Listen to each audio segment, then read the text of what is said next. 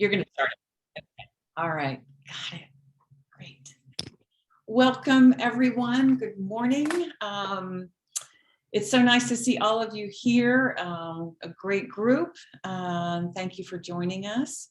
It's my pleasure to introduce our most precious teacher for today and for the next 3 Sundays, Scott Tusa. He's a mindfulness and Buddhist meditation teacher who has spent the last 2 decades exploring what it means to awaken the heart through the Buddhist path. He was ordained by His Holiness the 14th Dalai Lama, spent 9 years as a Buddhist monk, with much of that time engaged in solitary meditation retreat and study in the United States, India, and Nepal. He teaches meditation and Buddhist psychology internationally in group and one-to-one settings. Scott, I will turn it over to you. Welcome and thank you so much. Thanks, Patty. And just want to welcome everyone and say hi. Hi. Buenos dias. I'm joining you from Guatapé, Colombia, near Medellin. So hopefully the internet is okay. I think it should be okay. Out of the city, it can get a little tricky. So really, thank you so much for the invite to join you for the series for the next 4 Sundays. I think it's my first time joining you at the center, and I just look forward to meeting you. And hopefully, I know it's like a kind of becoming a cliche to say this, but hopefully the pandemic can end soon so we could all also be together, of course, in person. But for now, it's pretty wonderful. We have this tool of technology to gather and meet. So I think we'll start with the Refuge in Bodhichitta, and I'll introduce it just a little bit before you put it up there, Patty. And I'm assuming a lot of you are familiar with this, but I'll just do a short introduction for those of you who are newer to Buddhism.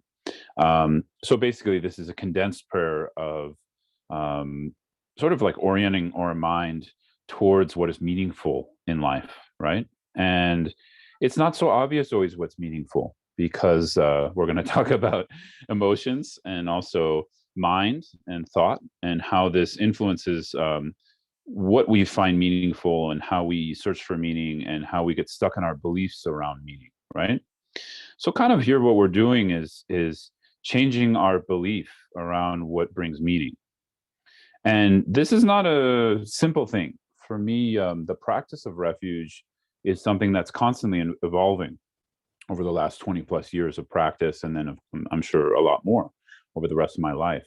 So it may seem quite simple, but actually there's a lot of depth to be plumbed here. And then, of course, the second part of what we're going to chant in both Tibetan and English is the Aspirational Bodhichitta, which is the aspiration to awaken for the benefit of others, the aspiration to really bring out our Buddha nature completely and let that manifest naturally to benefit others.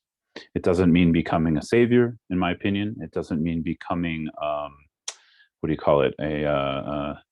an extremely busy person. It means naturally our energy is liberated, and that energy naturally benefits others, right? And we can manifest ceaselessly in really profound and kind of unknowable ways, right? So that's what we're aspiring to do, which sounds like a big job. But of course, for those of us who are, already drank the Kool-Aid, this is something we want to do. And for those of us who haven't yet, you can slowly study this. You can slowly start to understand it and then decide what you want to do.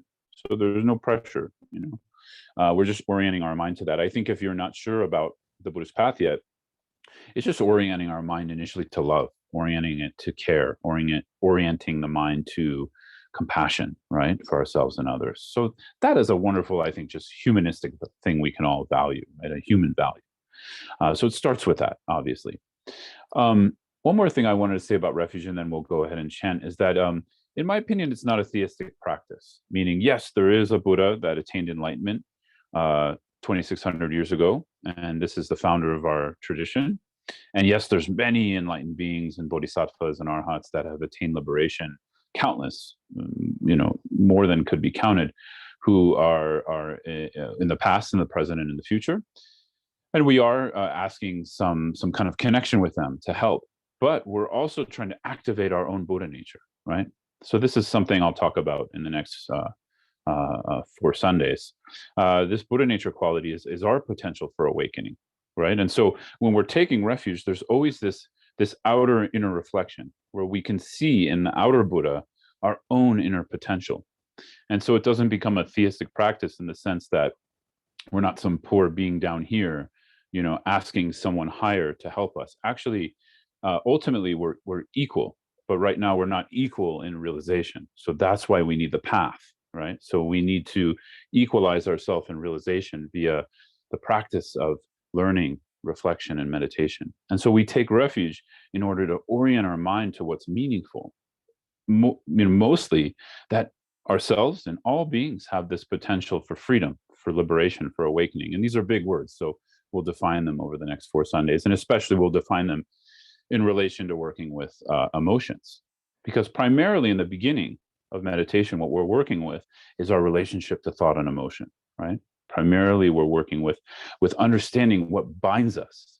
And so when we take refuge, we're seeking a way out of that bondage. That's primarily what we're seeking. And so the primary refuge is actually the Dharma, because you have the jewel of the Buddha, which represents our own Buddha nature. Then you have the Dharma as the path that actually helps us to uncover or bring that Buddha nature out, or awaken and cultivate that potential. And then you have the Sangha, which is the community of practitioners who have deep realization, who can be spiritual friends to us, right? So we take refuge in this because these components then help us to understand where we're stuck and how to liberate from that stagnation, right? So just a little introduction I like to, because I don't know, maybe all of you are, senior, longtime Buddhists, so I apologize if it's boring and too repetitive, but you might be new, so I thought to say something. And also some of us sometimes come to Buddhism and we bring the baggage of other things.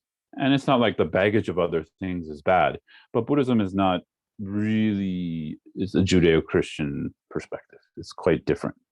And that's not to say one's better than the other. It's just different. So it's good to understand the difference a little bit, how we're actually working with a path of faith that's beyond a theistic perspective. And that takes time. It's not easy to navigate that. It took me a long time to navigate that. Anyways, I'll stop talking before I offend someone. Okay, so let's do it.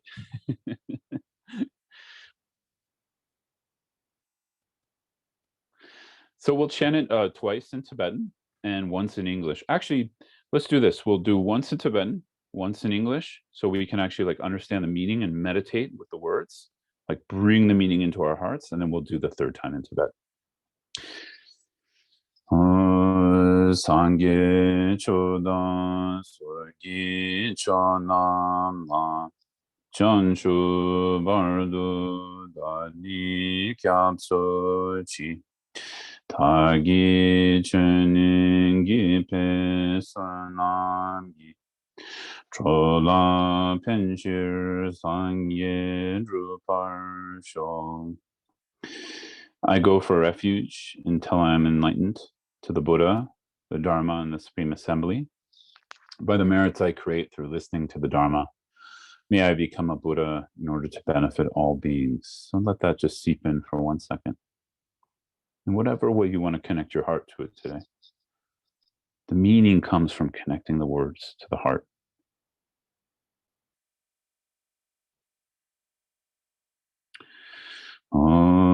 Sangye chodan sogi chonam la chanshu bardu dani kyabso chi tagi chiningi pesanamgi drola penshir sangye druparsho.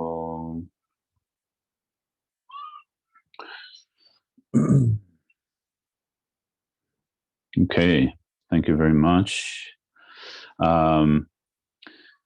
So I thought to maybe introduce this series a little bit, give you a little bit of a preview. And then Patty asked me to say a little bit about myself. I don't know what to say exactly, but I'm assuming something about my background in the Dharma. I don't think you want to hear my background as a record producer. Maybe that's for another class. That was before I was a monk.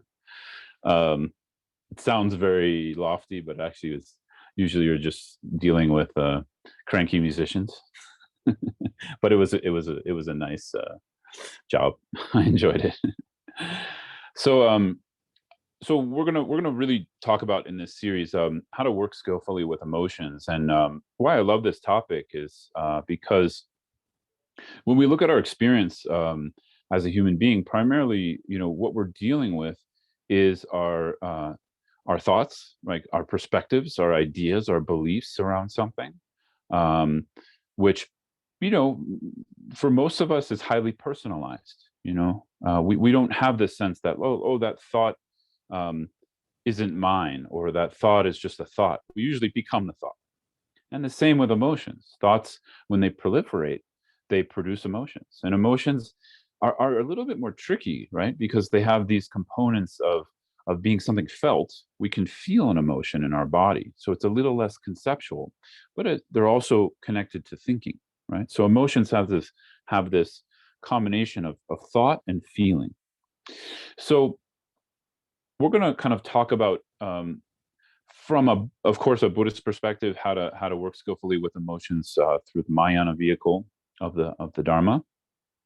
But I'd also like to talk about some practices that I think are just one of my teachers, Sokni Rinpoche. He puts this into a category he talks about called healthy human being.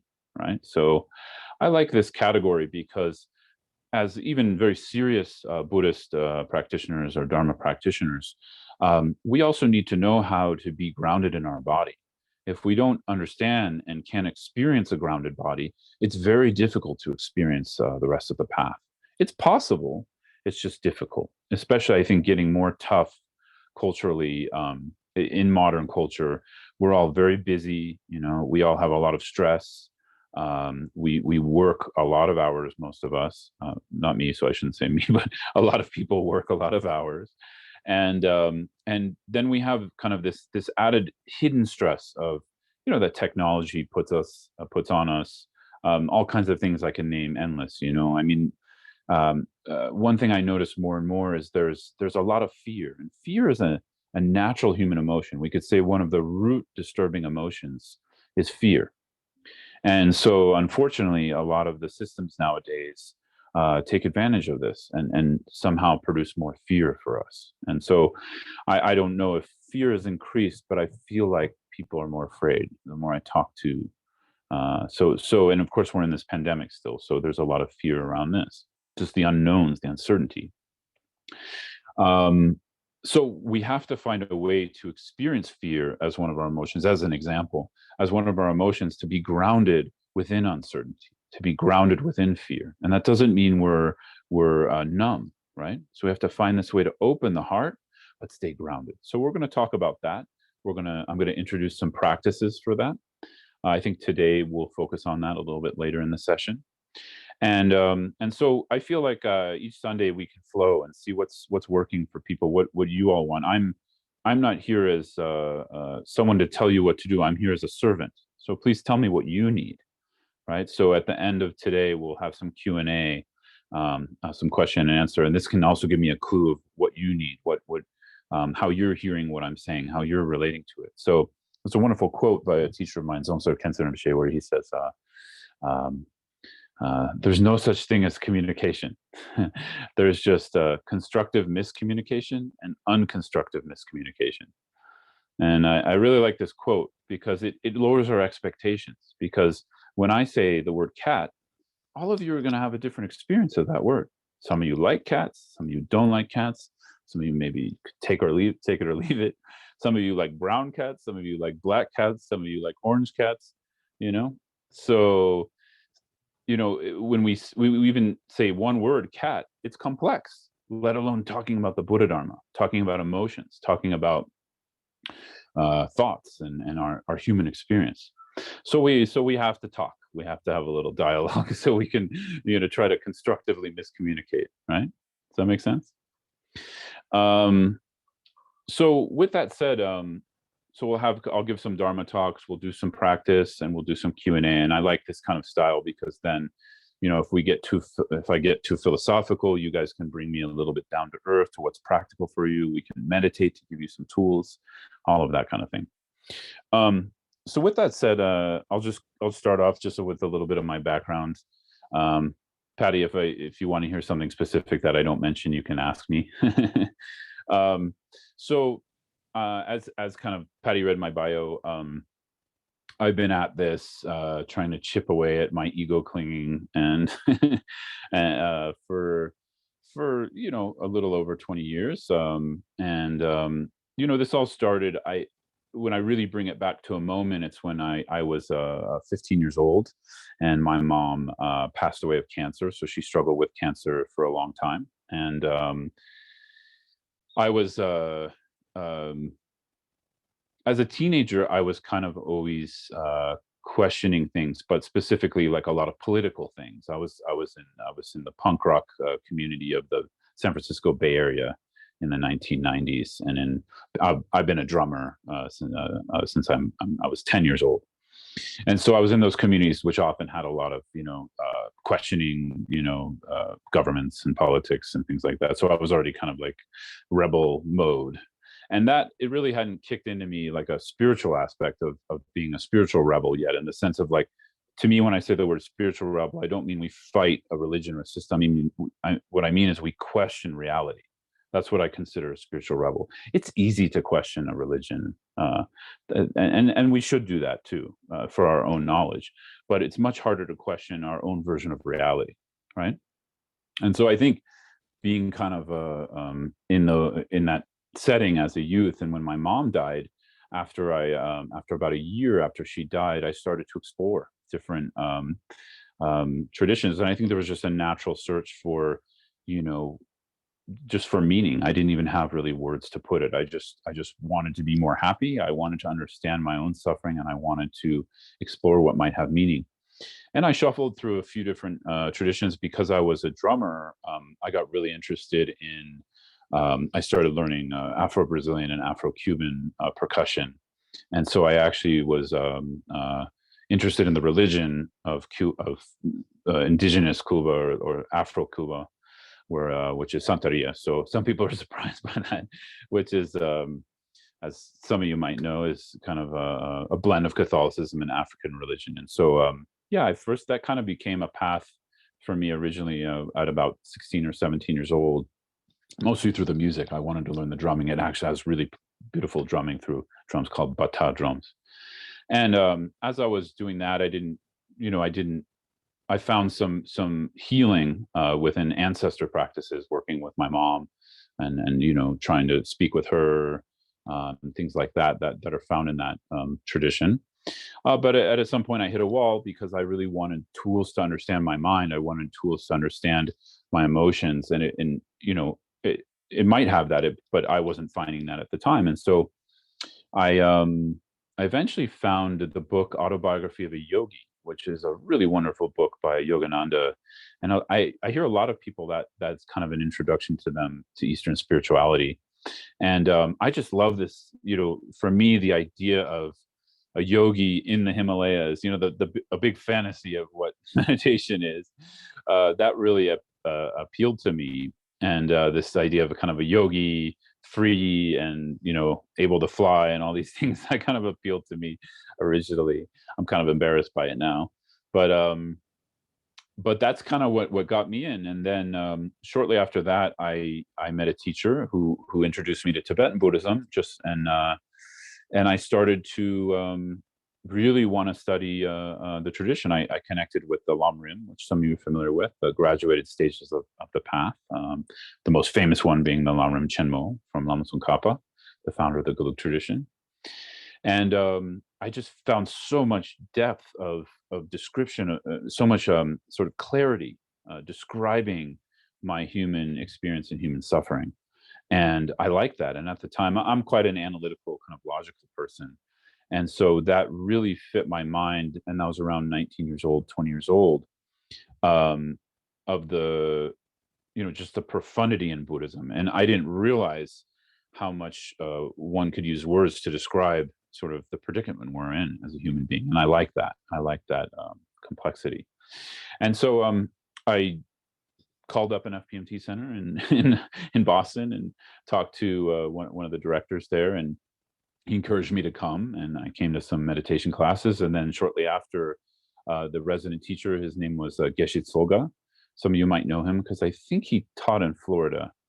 Or no, that was maybe North Carolina. Anyways, he was a resident teacher at Kukula Center in Boston, and then would also travel to other FPMT centers.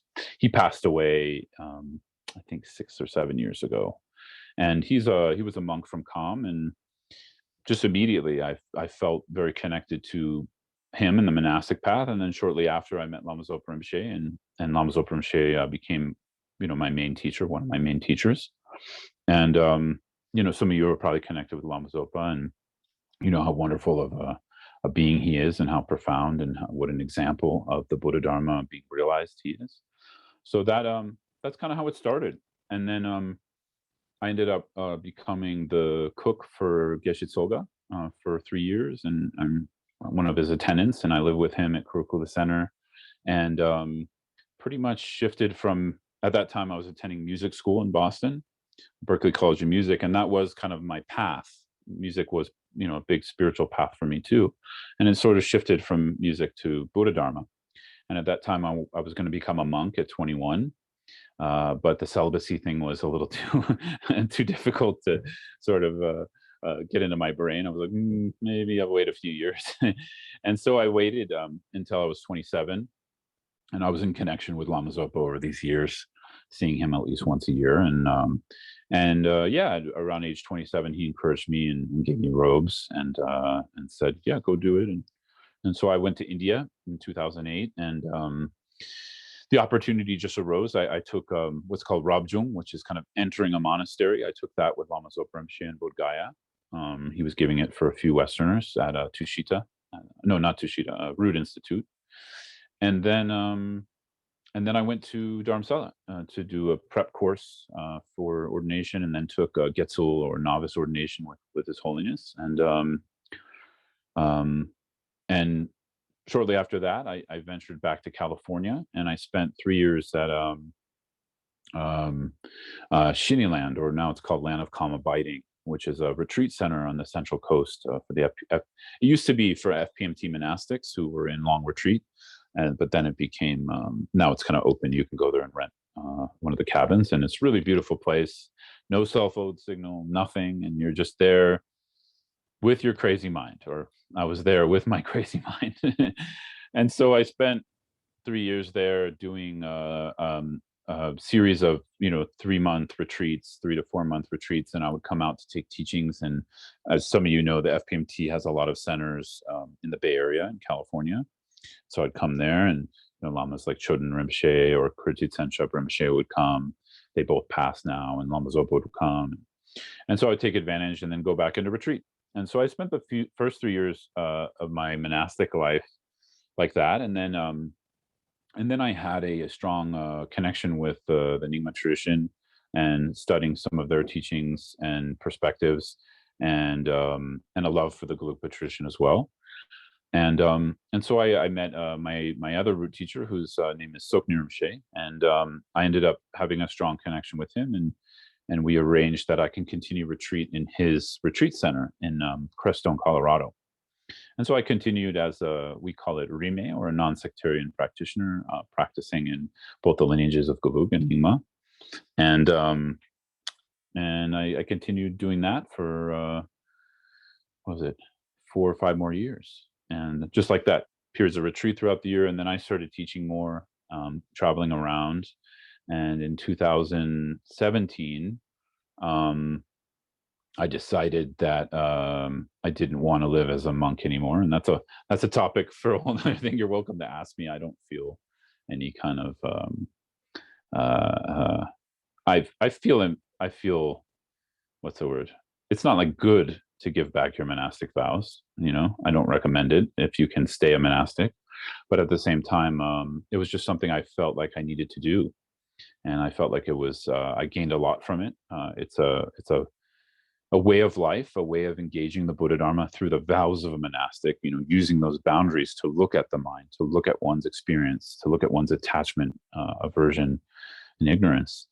And it's a wonderful path and a wonderful tool within the Dharma. And I just felt like it's a little bit rough in the West because it can get quite lonely. We don't have a lot of communities here when you don't study Tibetan and go to the East. And I decided I want to continue as a householder practitioner. And so yeah, and since then I've been just trying my best to be a good practitioner and to try to use this life well. I think we all have a really short opportunity. We get so caught up in the day to day, we forget the life is running out. And this is a really, really precious opportunity, this human life. It's very, very precious. I think all of you know that, otherwise you wouldn't be here. And so more and more these days, I just think I don't want to waste it, and I want to use it to practice Dharma as much as possible. So kind of that's where I'm at. And these days I live in Latin America mostly. My partner is from Medellin, Colombia, and I teach here. There's some sanghas here who I do things with in Colombia and elsewhere. And so that's about it. I kind of do my thing, focus on practice. And the pandemic shifted a lot for me, obviously, as it did all of you, I'm sure. And so my in-person teaching schedules stopped, and I do some things online like this, and I work with people one-to-one. That's one of the main ways I'm supported to practice, and I can support others more specifically. But yeah, I'm just really happy to be here with you. For me, this is it's a complete and utter privilege to be able to share the Dharma with people. And I do want to say I consider that a share. I'm not here like higher than anyone or knowing more than anyone. We're just here trying to figure this out, and maybe I can just be the kind of guide of our discussion with a little bit of information sprinkled in, right? So I hope that's enough, Patty. Maybe too much. Anyways, so I think what I'd like to do now is just some practice. So instead of introducing a lot of ideas, maybe we can do a guided meditation and kind of introduce some practice to you that way. The only thing I'll say, just as you start to kind of gather yourself into a posture that's relaxed yet alert, the only thing I'll say is this really has to do with what I was talking about earlier about really connecting to a grounded body. And so I'm going to introduce a few different practices for that. Today we'll engage one of them. So go ahead and close your eyes if you'd like. If you like to leave them open, that's also fine. I also want to recommend, because I'm not there with you, so I can't see your bodies as much, and sort of if strong resistance or triggers are arising. If you're feeling too much in your constrictions in the body and the practice is becoming too difficult at any point when we're doing these embodied practices, open your eyes. This is a really good tool. Sometimes when the eyes are closed, we kind of go too into the constriction. So opening the eyes can really help to open up. And you can just stop the practice at any point if it gets overwhelming. The reason I say this is lots of us, we're coming in from all kinds of different life experiences. And when we start to feel the body, sometimes there's stuff in there we don't want to feel. This practice is inviting you to feel that. But if it's too overwhelming, please stop the practice, open your eyes, move around, do what you need to do. So with that said, just connecting to the breath for a few moments, connecting to the inhalation in the nose, just allowing the inhalation in and out of the nose to deepen.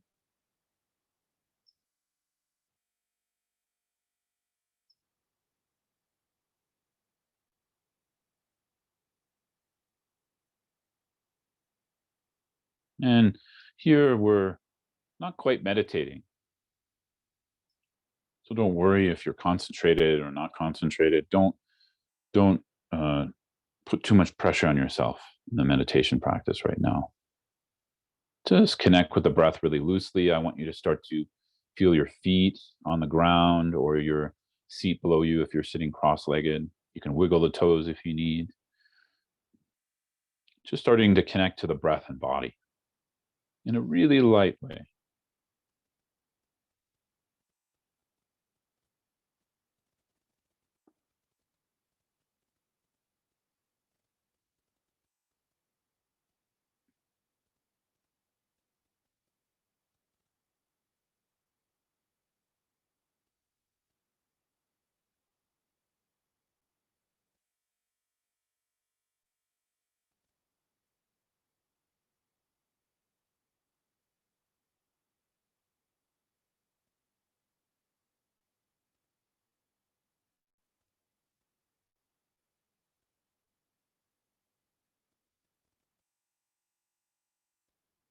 And in a moment, we're going to breathe in through the nose and we're going to breathe out through the mouth with a big out breath. And we're going to exclaim, ha, like this.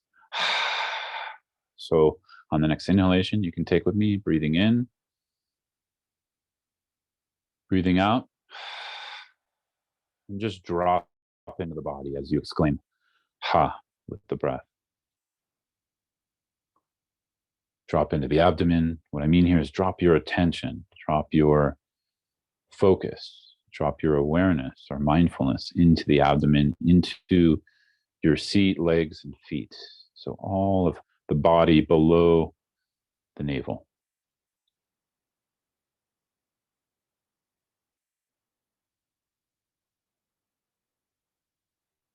And so we use this very gentle, subtle anchor of the lower body, wherever you feel connected. It could be the feet, could be the weight of the body in the seat, could be the lower abdomen, whatever feels relatable to you right now. And we're not doing a concentration practice, so there's no need to sort of concentrate, but you do want to be aware, just a very light, gentle, mindful awareness. And at the same time, we cultivate this attitude that feelings, sensations are allowed to arise and allowed to move. So don't block your experience. Don't block what you feel. So we're not focusing on a certain part of the body, let's say like the feet, and blocking another part. You can just have the light anchor of the feet or the breath, or like I said, the seat, the weight of the body in the seat. Just allow all the movement in the body to happen. And the awareness is simply just bearing witness to this. So there's awareness and feeling coming together. And the feeling just simply feels as it is, without trying to change what's arising, without trying to make a good meditation or prevent a bad meditation. Just allow, like as if we had a glass of muddy water, allow that water and mud to settle. And when the water settles, the mud settles to the bottom. And this is one technique over time we can use to just allow a grounded body to arise. If you need the breath, you can do this with the breath. So the breath also becomes a way to activate a relaxed nervous system, becomes a light anchor or object for the mind to be with. But again, don't bring too much focus or attention. If we bring too much tension to the focus and attention, the body also gets tense. And then, of course, the mind gets tense. And of course, you're going to have thoughts. There's no problem with thoughts, actually. The problem is our relationship to the thoughts. So that you're aware of thoughts is fine. That means you're practicing awareness. But of course, we're going to get caught in the thought. That brings stress sometimes. So drop the thought into the body. You can again breathe in, breathe out. A little more forceful with the ha. And when you say ha, drop into the body and just feel. So the ha is a Sanskrit syllable that actually helps to kind of break the thinking conceptual mind for a moment, allows us to drop into the feeling world. But the key here is we're not doing anything with the feeling world. We're not trying to make it better. We're not providing an antidote right now. We're just simply being with what's arising. So we'll practice this for a few minutes, and I'll just leave some silence for you to have your own experience. And just remember, you can use the breath as an anchor, drop and allow things to move. Don't block and meditate over here and all of your tension is here. Feel the tension. Try to connect with it without bringing more tension on the tension. Just feel it in the body. Allow it to move, allow it to open, allow it to shift in whatever way it wants to.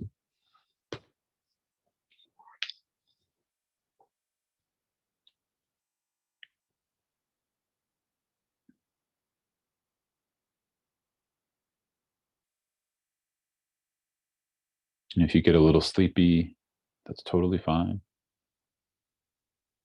Just be aware. There's this quality of mind that's bearing witness. Very light, very gentle. Everything can move through that. It becomes a mirror, and everything can move through.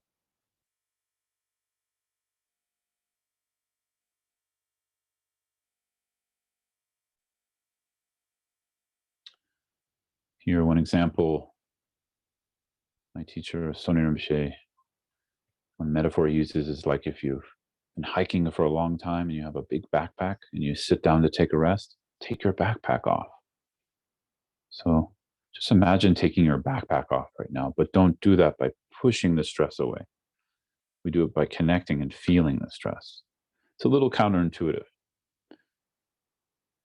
but we don't do it by thinking about the stress. Feel in the body where the tension is. See if you can meet that with kindness, with non-judgment.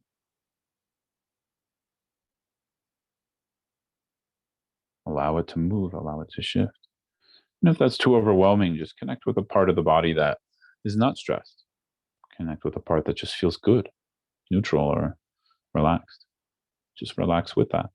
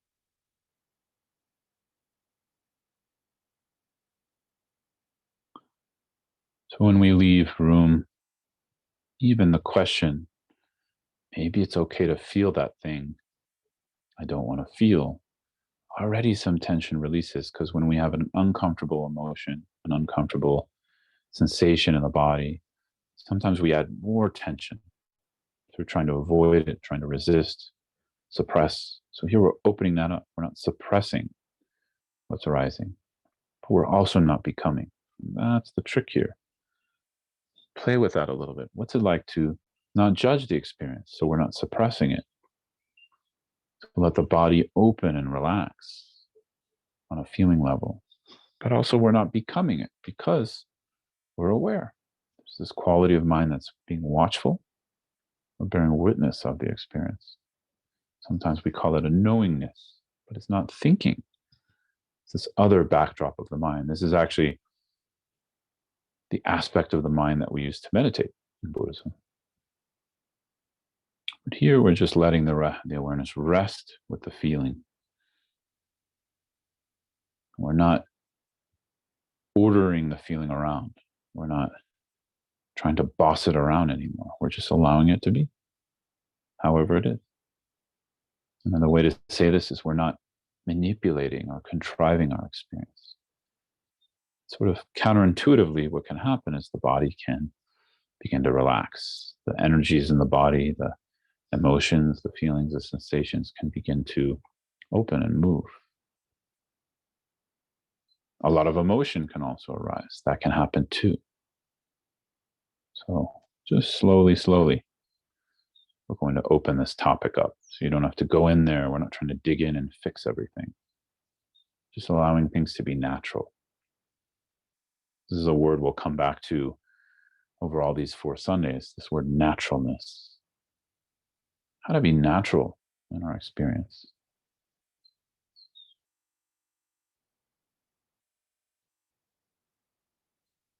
So now we're just practicing being natural with the feeling world, this feeling of emotions, sensations, and energies, which are a little bit more subtle than emotions.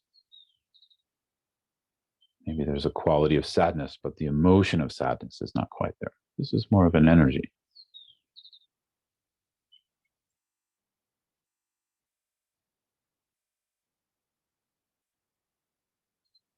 And so the feeling world is free to arise here, and we are free not to follow it. So there's this in between. It's free to arise. We're not suppressing, but we're also not becoming. So we're free not to follow it. That's where the awareness is. We don't follow, we let arise and fall and move and do whatever it needs to do. Sometimes we're just sitting with it for a long time too. Or it's really boring and we're not feeling much. It's fine. Be with the boring. It's all welcome. For me, this practice was such a relief. Finally, I could welcome my experience, my anxiety. And again, it's easier said than done, but at least the thought, I can welcome it, really shifted my perspective and how I work with my emotions and my body. We're not using the thinking mind to figure it out here. So remember, drop that thinking mind into the body if you need to every few minutes. Breathe out. Drop into the body and feel. Don't think about the feeling. Feel the feeling.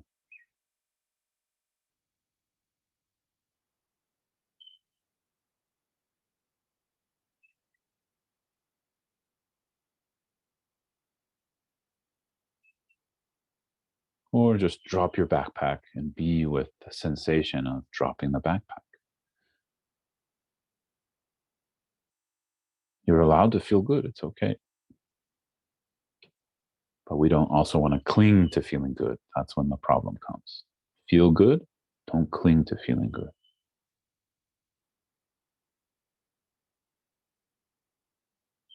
We'll just do this a couple more minutes. Thought to introduce the series this way through practice rather than theory.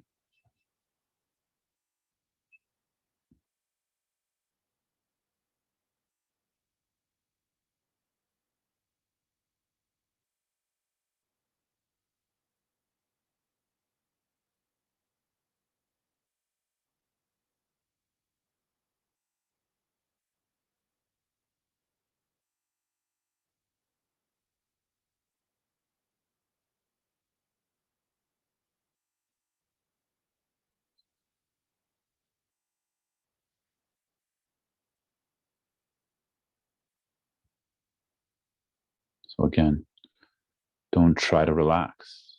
Just let relaxation happen.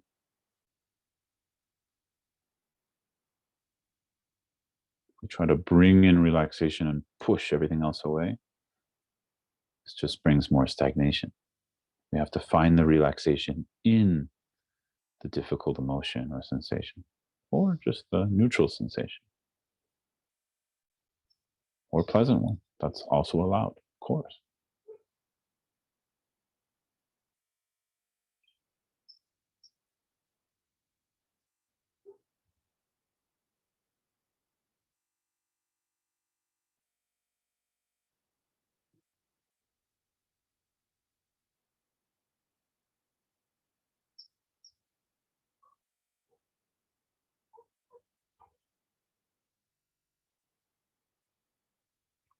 Okay. So just in our last minute here of practice, if you've had your eyes closed the majority of the time here, I want you to just try opening them, but we're going to actually continue the practice. So as you open your eyes slowly, just allow them to fully open and let the gaze rest in front of you, in the space in front of you. But keep about 80 or 90% of your awareness in the body. Maybe some of you have kind of been able to release and find some groundedness in the body. Just be with the groundedness. Maybe some of you attuned to something kind of difficult or challenging or uncomfortable. That's okay too. And maybe some of us have even a pleasant feeling. So everything's allowed, actually. With the eyes open now, it can be a little challenging if you've never meditated with your eyes open, but just allow the eyes and what you see not to be blocked, but we're not getting involved in what we see. We're not proliferating thoughts or concepts about it. We're 80% in the body, just being with the feeling. Again, anywhere you like. Could be an emotion we're feeling, or just the sensation in the feet, or the sensation of the breath in our abdomen. I want to give you lots of avenues so you can start to discover the body. It's easier just to give you, just do one thing. But this isn't cookie cutter practice. This is your practice. So you need to take on a little bit of initiative to bring your attention back to being with the body when you wander, but in a very light, gentle way. Just a remembrance rather than a discipline. Just remembering, back to the body. Drop and be.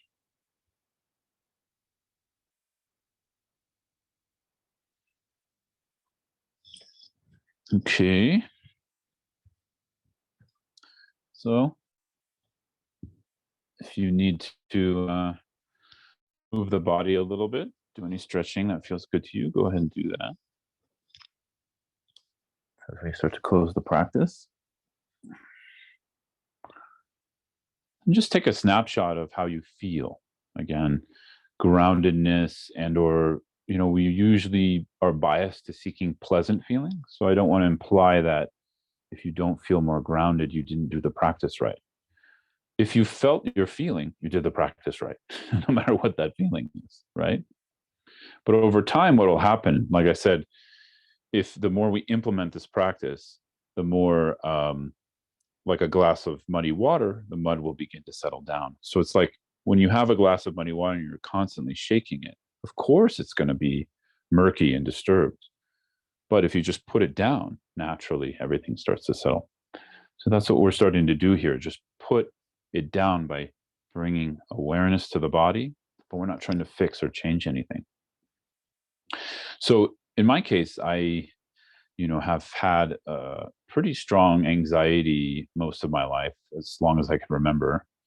And, that anxiety builds up in my body, and the point of course, there's a relationship of thinking to that, but it's almost like a feeling in the body of tension, tightness in my chest when I have strong anxiety, of sort of like always needing to move fast, get something done really fast, or if I'm sitting down, I can't sit down well. I want to get up and move. And it's internal. I might look calm, but actually there's a lot going on. And honestly, this kind of practice, which I'll share in different guided meditations over the 4 Sundays, really, really changed my relationship to anxiety. But I want to make one thing clear. It didn't get rid of my anxiety. So, here we're really going to use this Buddhist approach of going through, right? As opposed to going around or trying to avoid. It's easier to sell something when you say, okay, here's the remedy, the thing that will get rid of all the things you dislike. It's not so popular to say, no, you have to go through all the things you don't like, right?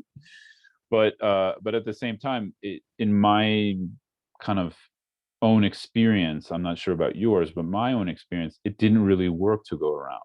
I spent years suppressing my anxiety. I spent years suppressing my feelings, and it's harder to feel them initially. It's harder when we spend a long time suppressing. It's harder to feel, but once we start doing it, there's so much freedom that comes with that, right? So some of you are already aware of this. It's already part of your life experience. So forgive me for being repetitive. But generally, I find most of us have some relationship where we're suppressing the feeling world, and or of course, what do we do on the opposite? We indulge, we become our strong emotions, and this is also a problem because we may have ruined relationships that way. I have friends and family who have ruined work opportunities that way, right? I know in my case, I get into just unnecessary arguments when my emotions are strong, and there's nothing wrong with strong emotions. What we're talking about here are difficult emotions. What we're talking about is how to work with them, so we're not creating violence on the outside or violence on the inside.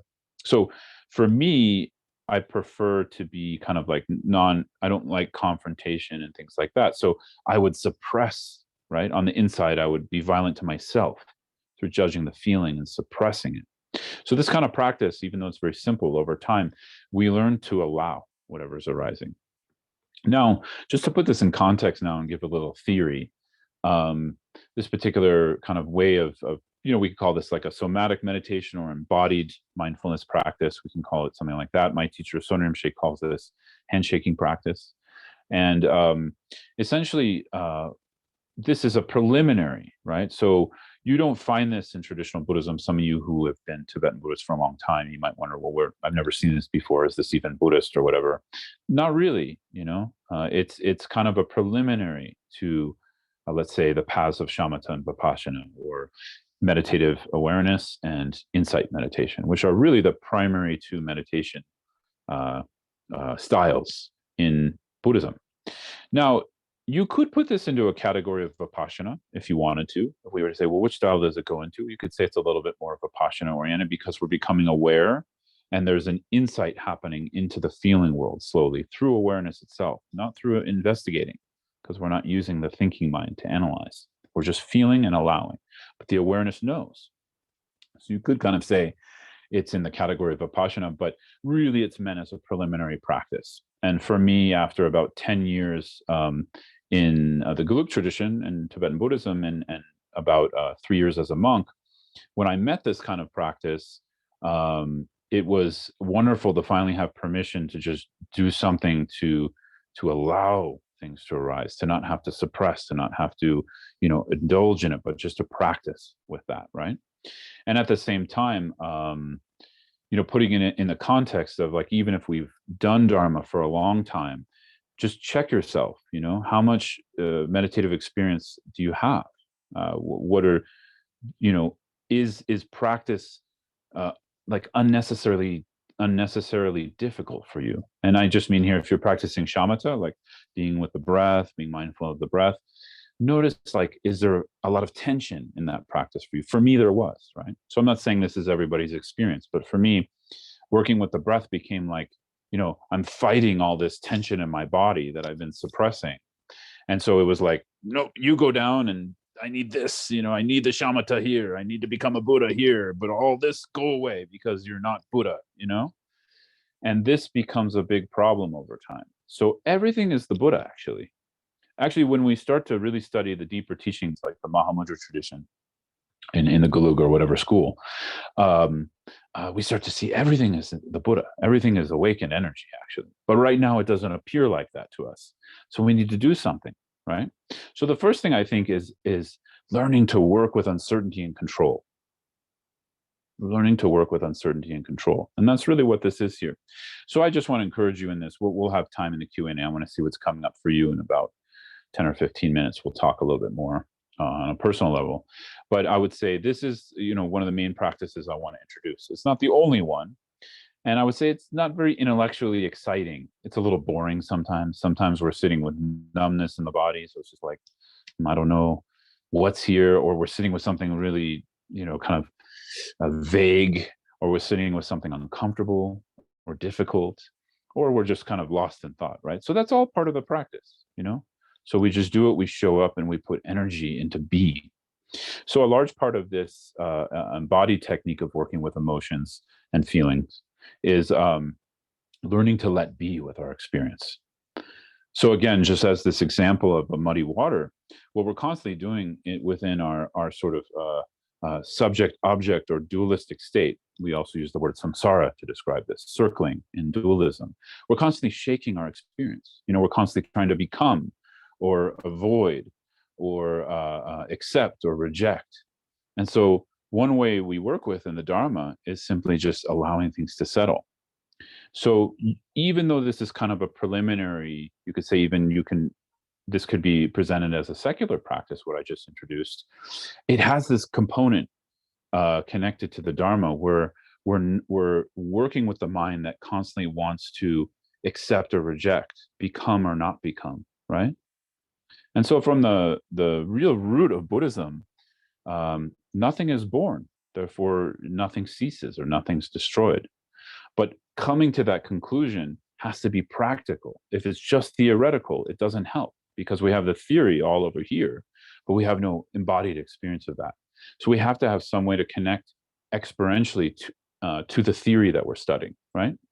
So here I'm going to kind of be talking on these topics, bringing sort of more advanced topics, or I call it the deep end of the pool, into the sort of, I don't want to call it the kiddie pool, but the beginning of the pool, the shallower end of the pool.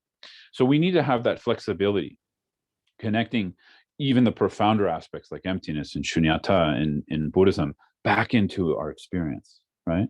Because these can sound very lofty and high, and we can have a good theoretical understanding, but it's not real until we actually start to experience space. We actually start to experience openness in our minds. And I think, again, just to pinpoint it, I don't know about you, and this is maybe more of a question you can ask yourself and explore over the next 4 weeks or until our next meeting next Sunday. Is it possible to have openness in the mind without openness in the body, right? Or we can say the heart, right, in this sense. So it doesn't mean we need to feel good all the time, because we're not going to, right? We're going to have all kinds of experiences and feelings, but there can be a sense of ease that we can cultivate, a sense of groundedness. And I want you to explore, as you cultivate this sense of groundedness, what happens to the mind? What happens to the thinking mind? What happens to your relationship to that, right? So maybe we can open it up. I was going to open it up in 10 minutes, but maybe this is enough for today. I kind of wanted to keep it a little bit more simple and not get too much into Buddhist theory. Just to give you a heads up, as we kind of go into the next few Sundays, I'll presenting this, how to work skillfully with emotions from different perspectives. So we'll have this embodied perspective we're starting with. This is going to be the kind of thread throughout the practice element, and then we'll have ways of working it through mind training techniques or lojong. We'll talk about that through working with nature of mind practices, all kinds of things through shamatha. So what I want to do is kind of give you a buffet, because I'm just giving you this short series. So I want to give you kind of a buffet where you can start to connect to these different things. And if you already understand and have a good experience of the Buddhist path, it can enhance what you already understand and experience, or maybe connect the dots for you. So I see there's a chat already. Oh, someone just said, "You're welcome." Someone said the simple practices are often the most profound. I find that to be the case too, but I'm kind of a stubborn person, so I had to go the long way in. I had to, become very theoretical about Dharma to then become very simple with Dharma. So some of us are like that. Some of us, the theoretical just is overwhelming. So we need to start with simple things, and then we need to study too, slowly over time. So I was the kind of person I needed to understand the whole map, or at least a good portion of it, and then start applying the practice. So it just depends on our proclivities. So I think what we can do is open it up now. And so you're welcome to, we don't have so many people, so you can just unmute yourself and just share if you have a question, if you have something to share about the practice. I would really like to know how that practice went for you. It'll help me to gauge the group. I know there's people at the center too, right? So you're welcome to, there's a live audience too, or not live, but there's a few of you in a room together, yeah. I have a question, please. Sure. Hi, how are you? Thank you for the Hey, Lisa. Yeah. So it's interesting what you said a minute ago about the connection between the heart, the mind. I wanted to maybe elaborate a little bit more on that. Are you saying that sometimes one is lagging behind, one will accept, and the other one will lag behind a little bit. Does that make sense? Yeah, maybe I'll put this in the context of like body mind, right? If that's okay. Yeah. I might have confused it by using the word heart, but yeah, of course, heart is included. Yeah, I think this sense that this is just my experience, so I don't want to again steamroll anyone here or say that my experience is yours, because it's not, right? But I have noted just through the students I work with over the years, and like I said, my own experience, we live in a very conceptual culture, a very what I call a top-down culture in the United States, right? And this is a general statement. Not everybody is like that. And so what that does is we make primary conceptual thinking. We make primarily we make logic and rational thinking primary. And there's advantages to that, you know. You can build really beautiful medical technology, you know. We have Zoom now because people are training their thinking mind in logical, rational mind. And so there's really beautiful things with that. It's not like a negative thing. But when that gets sort of overemphasized over the feeling world and our emotional world, there's a disconnect. And, a feeling should be felt, not thought about, right? In my opinion, a feeling doesn't need to be analyzed and conceptualized. It needs to be felt. And so I don't know about you, but I wasn't really taught any tools of how to feel, of how to understand my emotions, right? And this is a slight criticism, but we don't have to go down a road of being overly critical. What I'm advocating is actually what simply needs to happen is a correction. And a lot of us are having to do this as adults, unfortunately. I mean, if you have kids, it's wonderful if you can help them to connect with techniques already as kids, where they're reconnecting the body and mind. Because what happens is, I don't know about you, but until I started doing these kinds of practices, I could have a thought about a feeling, but it didn't change the feeling. You see what I'm saying? It's like it's Yeah. almost like the feeling world doesn't care about what we think about it because it doesn't speak the same language. It's like me, yeah, it's like me talking to someone who doesn't speak the same language as me, and there's no connection. There's no way to communicate. So what we're doing here is reconnecting the mind and feeling. And the mind aspect we're reconnecting is the awareness. The body aspect is the feeling world, right? That makes sense. Thank you. Yeah, you're welcome. Thanks for the question, Lisa. But of course, this has to be experienced for each of us. One, I want to give you some takeaways to practice or to work with, all of you. One way to work with this is try to become aware of your patterning. What do you primarily go to when you're having a difficult emotion? Do you tend to suppress, avoid, distract yourself? Do you tend to like overthink the situation? That's more what I do. I like overthink it or try to fix it right quickly. Maybe some of you are already good at these kinds of things. Maybe you feel it and it's fine. You work through it, but just start to work with awareness of your tendency. Not that it's a flaw you have. I want to be really clear about this. These aren't our flaws. These are our gifts. I mean, we have our patterning based on our familial situations, upbringing, educational background, cultural background. Some of us in common if we're in the United States, some is not in common being in the United States. So all of these factors and becoming aware of these doesn't need to be pointing out our flaws. What it does is it actually gives us an opportunity to see how things are. And I pointed it out in the description.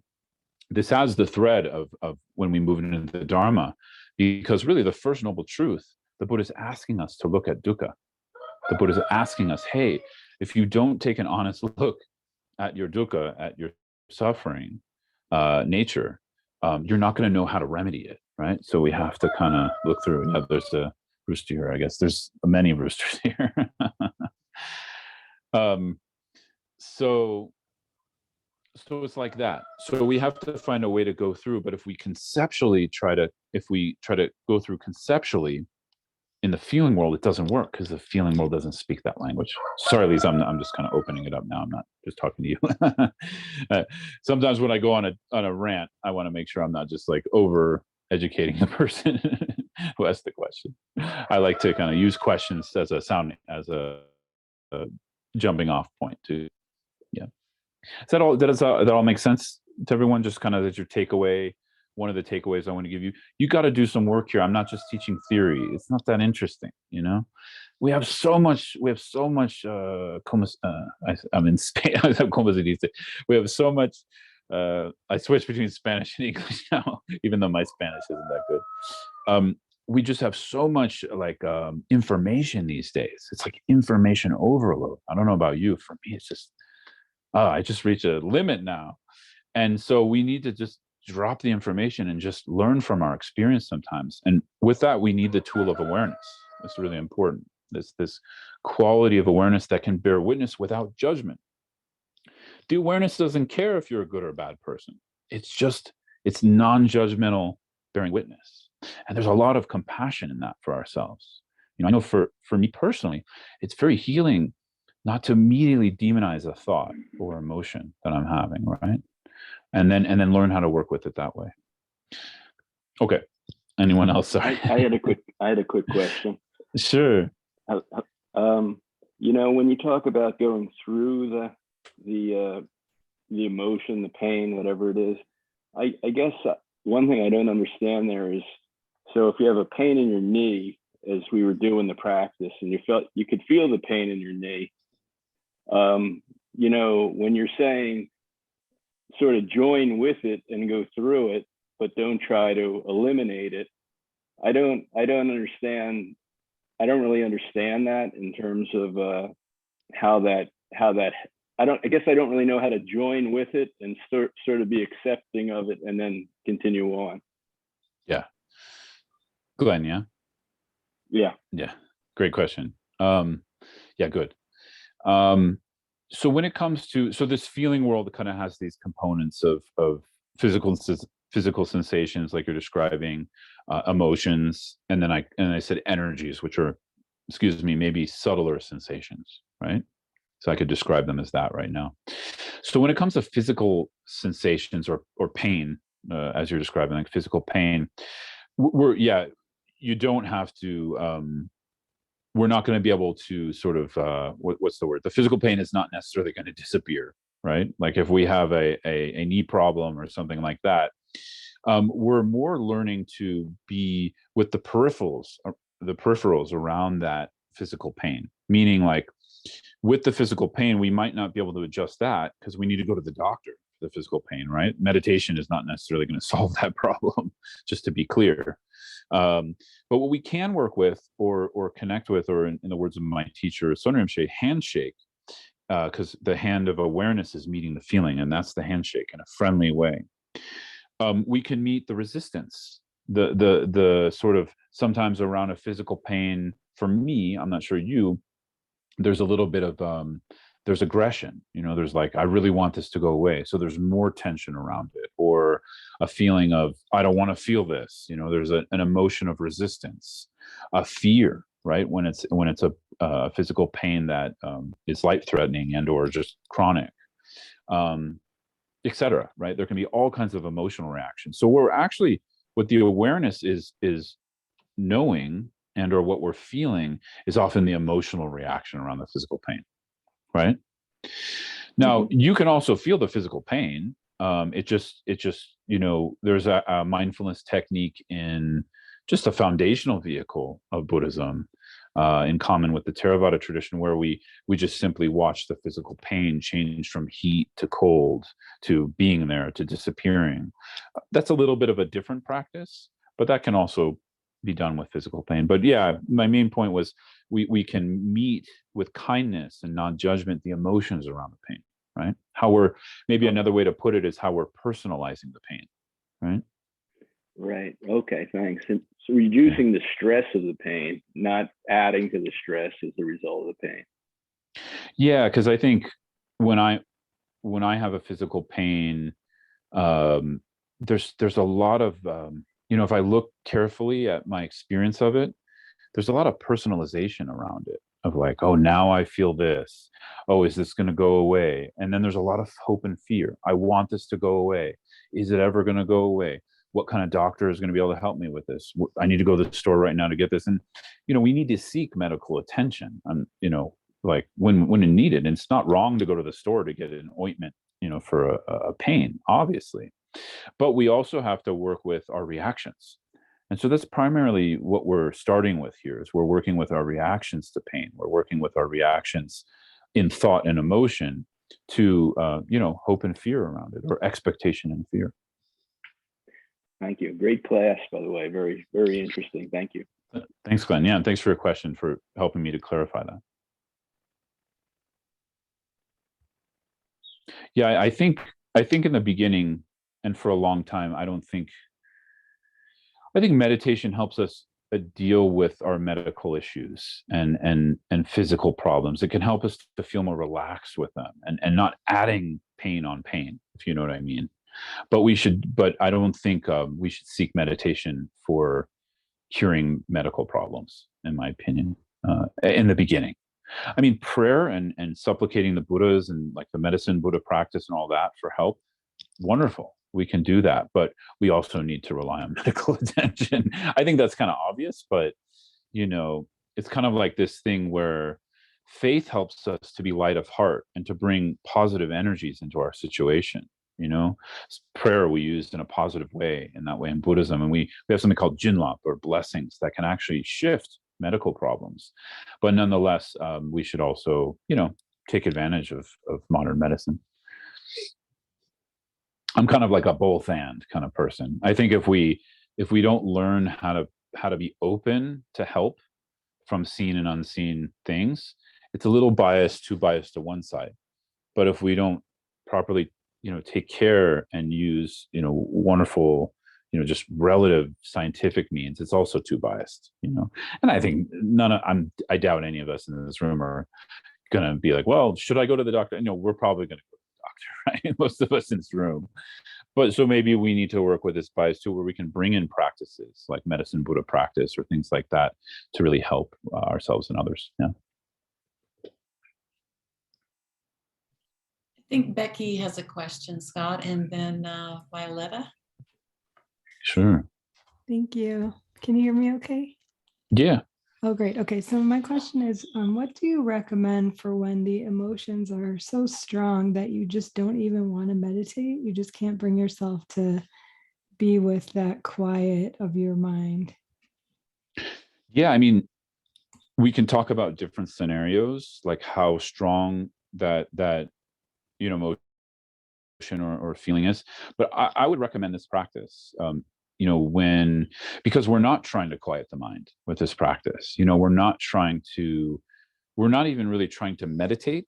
We're just simply being aware and feeling and just working with our resistance and judgment and, the way, like I said, we suppress and or become. And that's not easy. This is a practice like any other practice, but it's different than meditation because we're not trying to find peace. What we're trying to find is a new relationship for how we work with our body, feelings, and emotions.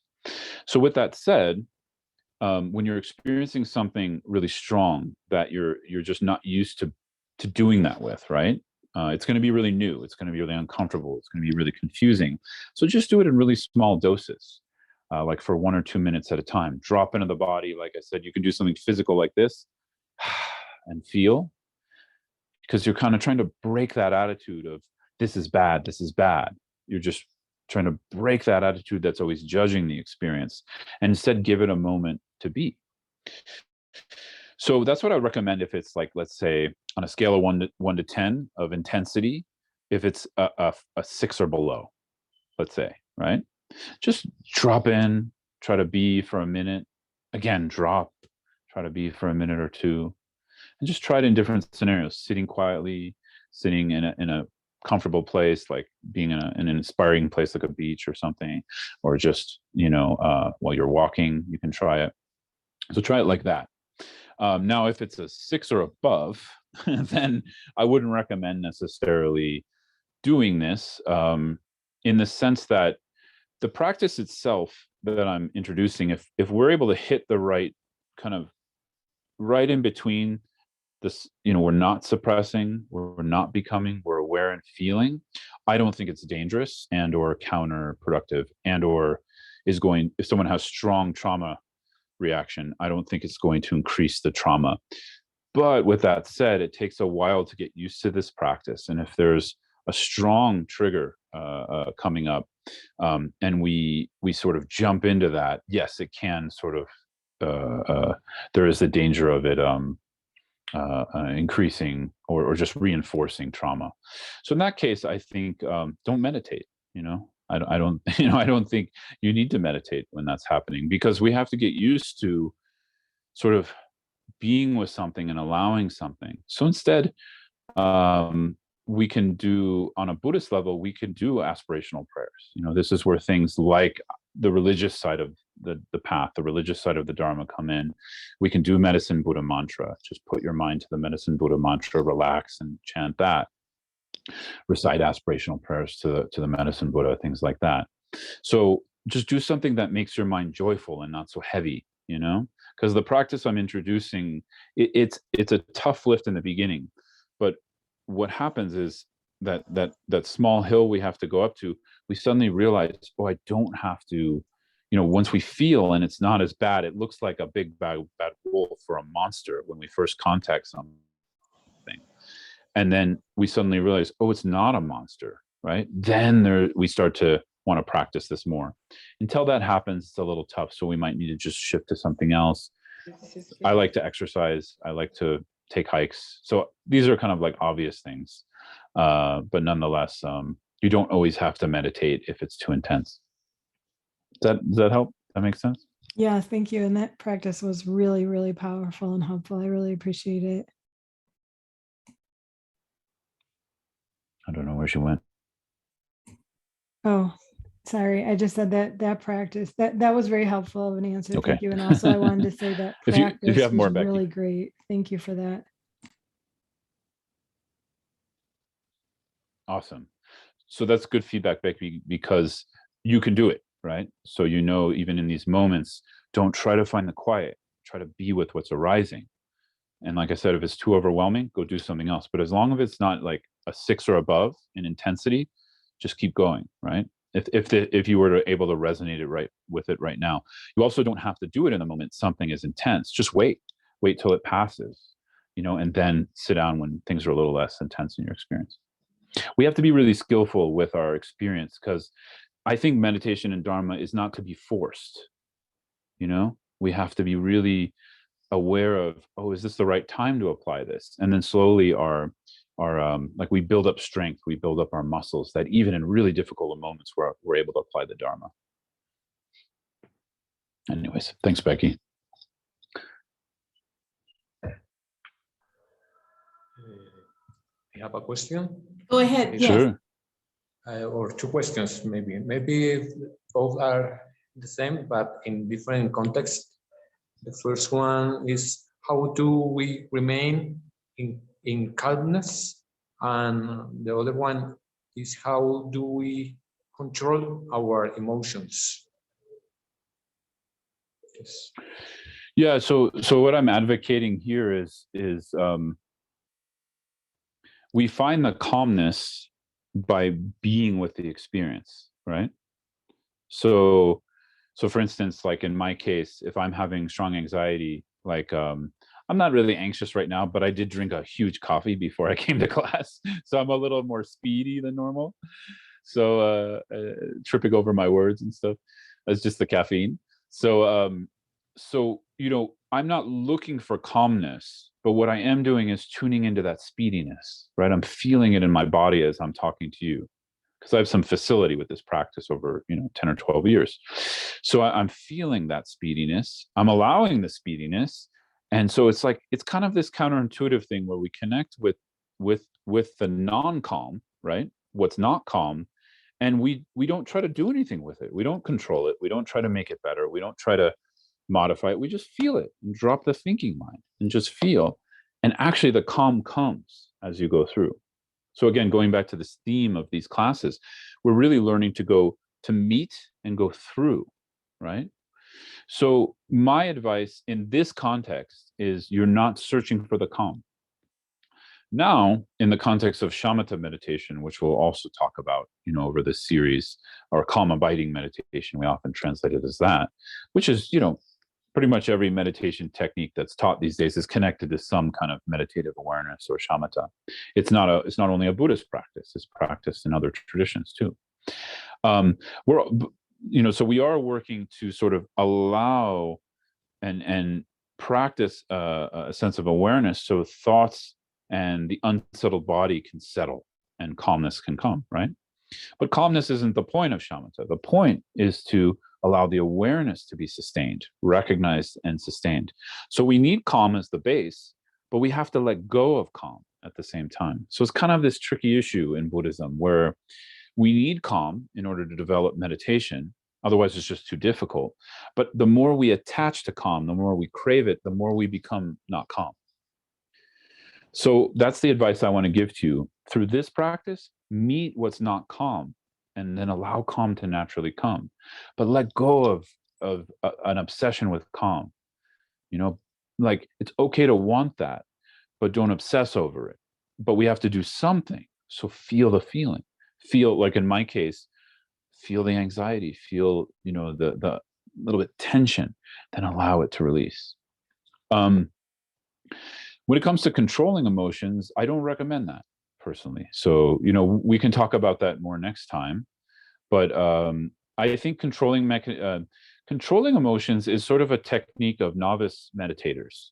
And the Buddha described it in what we call the Shravakayana, right? So we have Shravakayana, Mahayana, Vajrayana. These are kind of the three yanas within Tibetan Buddhism.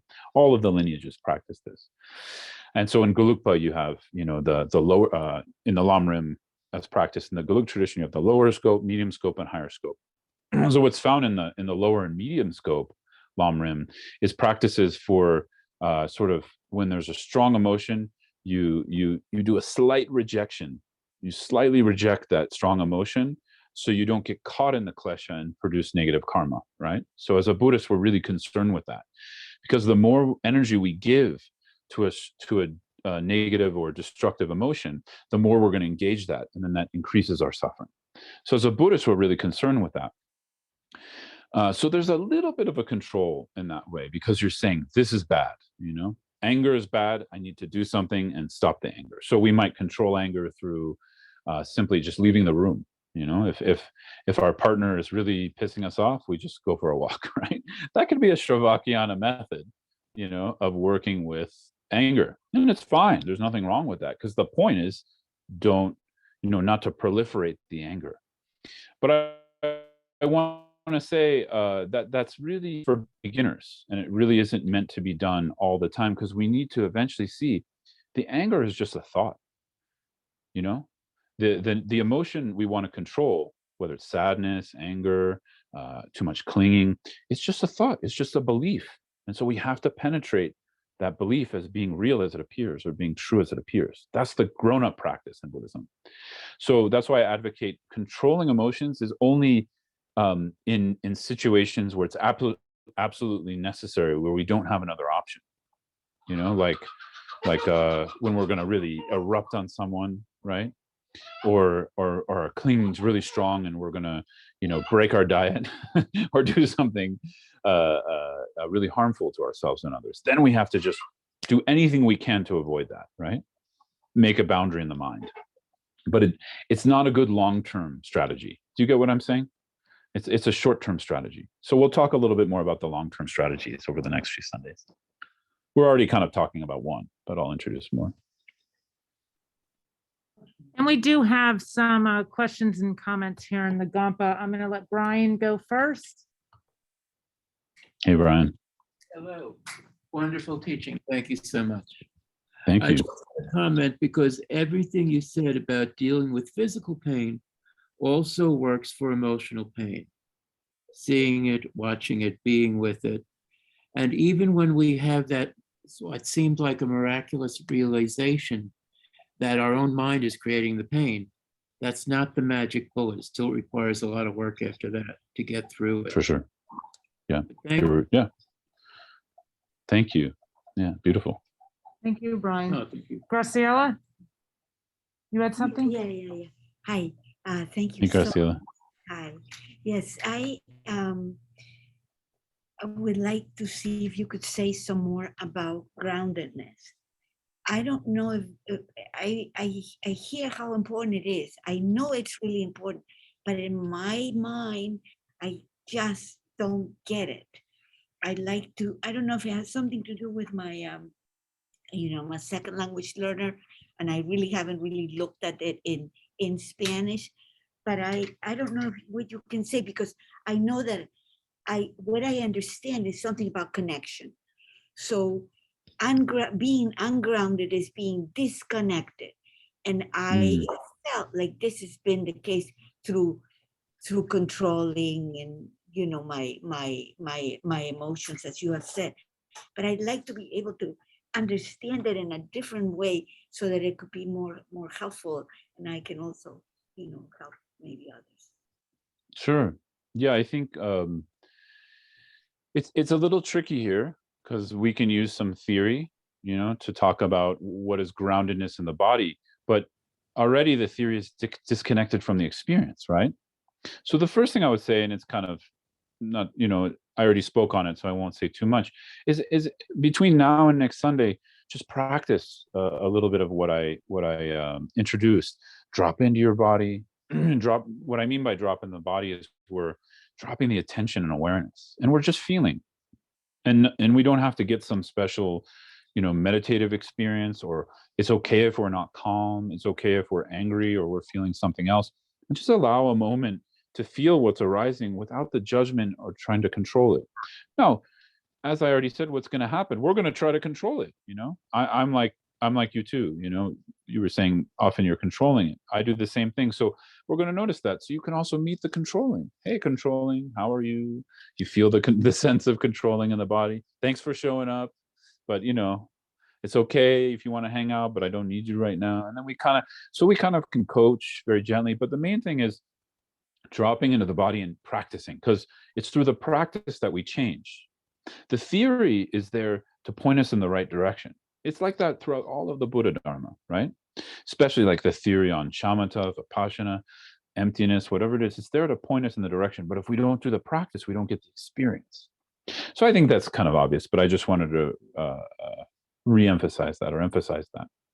So as far as a little bit more theory for you, my teacher explains groundedness as a feeling of contentment, as a feeling of happy for no reason, right? Just a sense of okayness. Sometimes he calls this essence love. It's a really beautiful term he brought out. So over time, I remember I mentioned, it's a muddy glass, right? Or muddy water in a glass. The moment we put it down, the mud doesn't go down right away, right? Like if you experiment with a glass, it takes some time, or like a snow globe. It takes time for everything to go to the bottom. And we have to give time to our bodies, because a lot of us have been putting a lot of control and tension and manipulation and judgment on our feeling world for a long, long time. So this is going to take some time. So that's the first thing I would say, is we're looking for a sense of okayness to come out, but that can take time.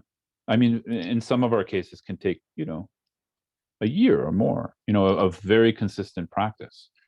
So it's like that. But maybe we could describe groundedness as a sense of calm. People might describe it as that. For me, just to describe my feeling, it feels like the chest is open, it's not constricted, the shoulders are open, meaning we could still have muscle pain, that's fine, but there's a sense of the internal space of the body being like less constricted, being less tense. For me, there's a sense of like I could say calm, but it's a little bit more like there's nothing tightening, right? There's nothing constricting. There's nothing like fighting for space. But that doesn't necessarily mean everything feels good in my body. Like I might have a pain in my knee, or I might have a headache, but there can still be this sense of groundedness, like a rock, but at the, like a rock sitting, but at the same time open, right? So I think the more you practice, you'll feel it. And I would say the main thing when we're worried about what groundedness is, or we're concerned what it is, don't chase it. Don't chase it, because you'll put more tension. Just be with what's arising and allow the groundedness to come. So much. Thank you. This You're welcome. Yeah. You're welcome. Anybody else here? Steve? Okay, I think we're good here. Thank you. Great. Thank you so much. And I see we got 1 minute left, so I'll just, if you have any questions that didn't get answered, just save them till next week, or maybe, I don't know if you can email them in and we can cover them.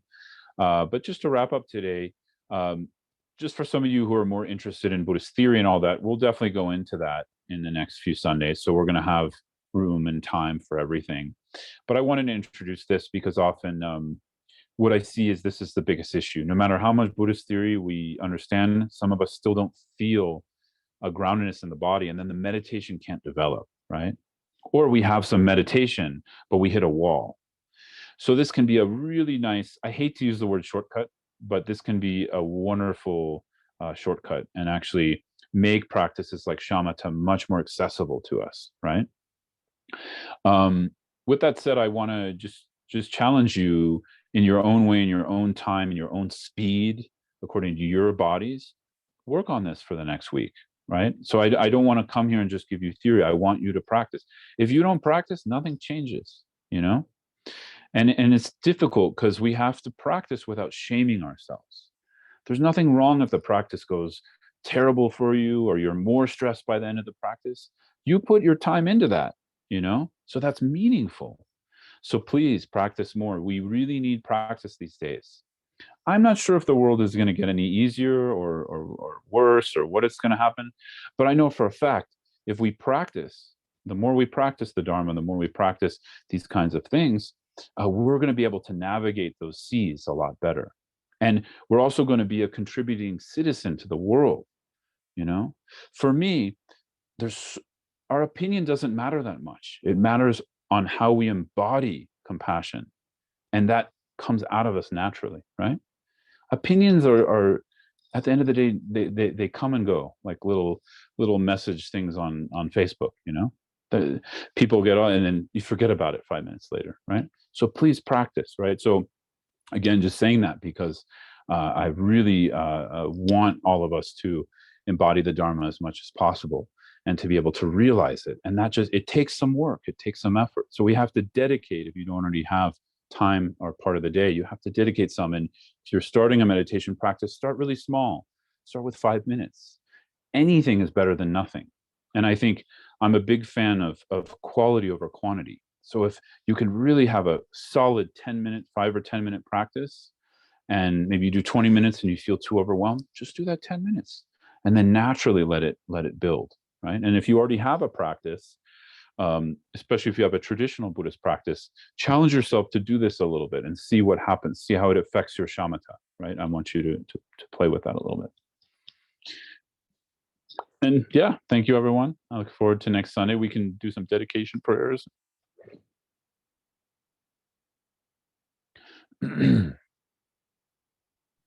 Thank you so much, Scott. This has been so helpful. Thanks, Patty, for sharing. Awesome. Thank you. So we'll recite first in English and then we'll do the Tibetan. So we just kind of have some understanding. Due to the merits of these virtuous actions, may I quickly gain the state of a Guru Buddha and lead all living beings without exception into that enlightened state. May the supreme jewel bodhicitta that has not arisen arise and grow, and may that which has arisen not diminish, but increase more and more. Maybe back to the top.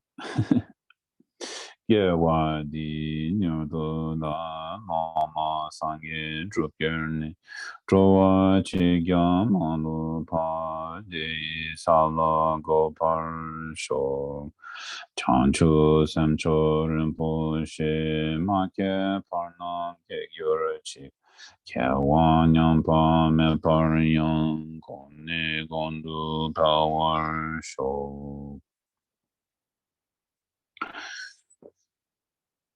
The wish-granting, wish-fulfilling jewel, source of every single benefit and happiness in this world, the incomparably kind Supreme Tenzin Gyatso. May you have a long life and all your holy wishes be spontaneously fulfilled.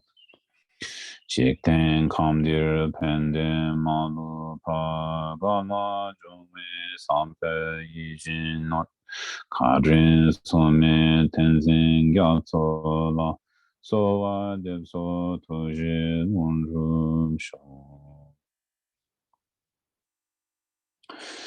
You who uphold the subduer's moral way, who serve as the bountiful bearer of all, sustaining, preserving, and spreading Manjunath's victorious doctrine, who masterfully accomplish magnificent prayers honoring the three sublime ones. Savior of myself and others, your disciples, please, please live long. Tupso chanjin jangon gyewe ten shingon pewe konzon doborze chosom korwe legmon todro pa dokso duje gondo shapten sho.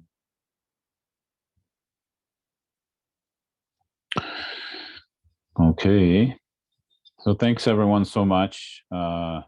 Sending my love, best wishes for the new year, for health, joy, lots of beneficial practice and realization and experience, and just looking forward to next week. And really, I hope we can all take this to heart. I'll practice more too, so I pledge that, and we can all practice together. And sort of, we say in there's one prayer that says that we all may be enlightened in the same mandala. It's a very beautiful dedication. So I pray for that too. Thank you so much, Scott. I really appreciate it. For those of you still here, I put Scott's website address in the chat, as well as my email address if you want a copy of the recording. And also you can send me questions for Scott, or you can send questions to Scott too. Would that be okay if they? Perfect. Sure. Yeah, it's better if you collect them and then we have them for next time. Perfect. There is a guided meditation in this kind of vein of practice too on my website. It's called a guided handshaking practice. And if you go to the podcast section and just scroll to, older podcasts, you'll see it there. Great. Another resource is Sonny Rinpoche, who's one of my root teachers, and he, if you just Google him on YouTube, you'll find a dropping practice and a handshaking practice, and him talking about that. So it'll just give you some more resources for this practice. Great. Thank you so much, Scott. I appreciate it. Thanks, everyone. We'll see you next week. See you. Thanks, Scott. Have a good week. Bye. The chickens say bye too. Thank you very much. Bye. Thank you very much. Bye. Ciao. Thank you.